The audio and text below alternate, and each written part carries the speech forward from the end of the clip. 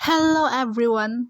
Good afternoon. Andito na naman ang inyong tita at ako'y magluluto ng Chinese soup. Ang ating ingredients ay 10 sliced meat, shrimp na maliliit, cabbage, tapos 2 itlog. Pero kung gusto nyo guys, pwede ninyong gawing 3 itlog. Okay lang. So yun guys, gigisa lang natin siya para naman mabango yung ating sabaw. Pagkatapos natin igisa, ilagay na natin siya sa tubig na kumukulo. Pinahinaan ko na lang yan.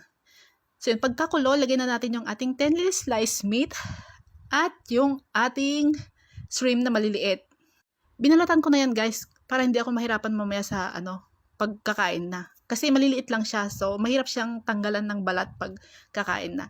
So yan lamang guys, lagay na natin yung ating mga seasonings na yan, tapos pakuluan. Tapos ilagay na natin yung ating cabbage. O yan, habang kumukulo, lagay na rin natin yung ating dahon ng sibuyas. So yan lamang guys, thank you for watching, bye!